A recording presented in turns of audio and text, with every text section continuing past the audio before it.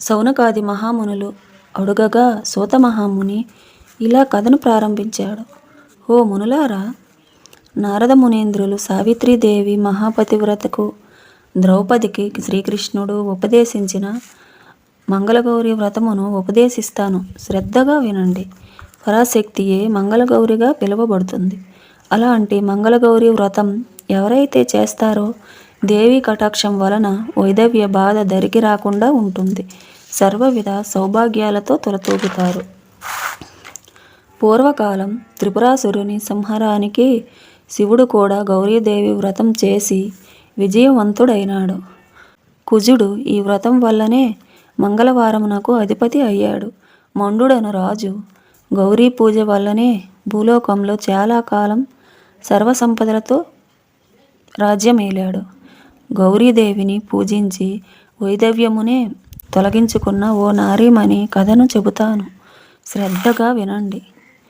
చాలా కాలం కిందట జైపాలుడనే రాజు మాహిష్మతి నగరానికి పాలిస్తుండేవాడు. అతనికి ఒక్క సంతానం తప్ప అన్ని సంపదలు ఉండేవి.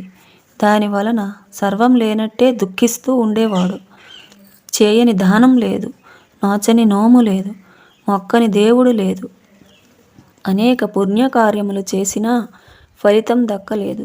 చివరకు పరమేశ్వరునకు వారిపై కరుణ కలిగింది.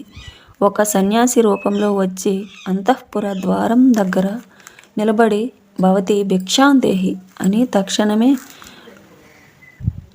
తక్షణమే నిలబడక వెళ్ళిపోయాను. జైపాలుడి భార్య పల్లెంలో వస్తువులు సమకూర్చి తెచ్చేలోపే వెళ్ళిపోయాను. అలాగే 3 రోజులు జరిగిన తరువాత జైపాలుడు భార్యతో ఇలా అన్నాడు. సతీమణి, అతని ప్రతిరోజు మధ్యాహ్నం సమయంలో వస్తున్నాడు కదా, రేపు ఆ సమయంకి ద్వారం దగ్గరనే వేచి ఉండు, పిలిచిన వెంటనే భిక్షం వేయు అని చెప్పాను. ఆమె ఆ విధంగానే వేచి ఉంది. ఆ సన్యాసి వచ్చి పిలిచిన క్షణంలోనే వెళ్ళి బంగారు పళ్ళెంలో భిక్షం వేయబోయింది. సన్యాసి భిక్ష అందుకొనడానికి నిరాకరించి ఇలా పలికెను. ఓ నారీమణి, పుత్ర పౌత్ర సంతానం లేని నీ దగ్గర భిక్షాన్ని స్వీకరించడం అసంభవం అని పలికెను. అందుకు ఆమె చింతించి ఆ సన్యాసికి సంతానం కలిగే మార్గం చెప్పమని ప్రార్థించెను. అంతటా ఆ సన్యాసి ఇలా పలికెను. ఓ తల్లి, నేను చెప్పే ఈ విషయాలను తూచా తప్పక నీ భర్తకు తెలియచేయి. నీలి దుస్తులు ధరించి నీలి అశ్వం పైన నీలమణి నగరపు తూర్పు వైపు ప్రయాణం సాగించమను. ఆ అశ్వం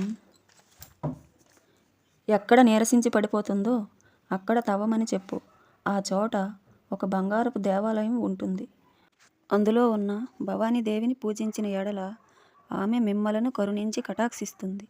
అలా చెప్పి సన్యాసి వేషంలో ఉన్న శివుడు అక్కడి నుంచి వెళ్ళెను. జరిగినదంతా భర్తకు చెప్పిన తరువాత జైపాలుడు ఆ సాధువు చెప్పిన విధంగానే మరునాడు నీలాశ్వంపై ప్రయాణం కొనసాగించాడు. కొంత దూరం వెళ్ళాక అశ్వం నీరసించి కింద పడిపోయింది. ఆ ప్రదేశంలో తవ్వగానే భవానీ దేవాలయం కనిపించింది. జయపాలుడు ఆ దేవిని భక్తితో ప్రార్థించాడు.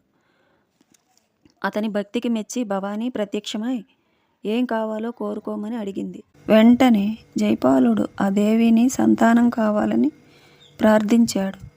అప్పుడు ఆ తల్లి, ఓ రాజా, వైదవ్యము గల కన్య కావాలా, లేక అల్పాయుష్మంతుడు సజ్జనుడు అగు కుమారుడు కావాలా కోరుకోమని అనగా ఆ రాజు ఆలోచించి తల్లిదండ్రులను ఉద్ధరించే కొడుకే కావాలి అని కోరుకున్నాడు. అంతటా ఆ తల్లి తన పార్శ్వమున గల గణపతి నాభిపై అడుగు వేసి మామిడి చెట్టుపై ఉన్న ఒక పండును కోసుకొని పోయి నీ భార్యకు ఇవ్వు అని చెప్పి అంతర్ధానమయ్యను. ఆ రాజు ఎంతో ఆనందించి ఆ చెట్టుపై ఉన్న పళ్ళన్నీ కోసి కిందకి దిగి చూడగా ఆ పళ్ళన్నీ మాయమైపోయి ఒక్క పండు మాత్రమే మిగిలింది. రాజు అలా చేసినందుకు గణపతికి కోపం వచ్చింది. ఓ రాజా, ఇంత అపరాధం చేశావు కావున నీకు జన్మించిన కుమారుడు 16వ ఏటనే సర్పం చేత మరణించుతుడుగాక అని శపించెను. ఆ రాజు గణపతి శాపానికి చింతించి తన గృహానికి తిరిగి చేరుకున్నాడు. భార్యకు జరిగినదంతా చెప్పి పండు తినమని ఇచ్చాడు. ఆ ఫలాన్ని తిన్న ఫలితంగా రాజు భార్య గర్భం దాల్చింది.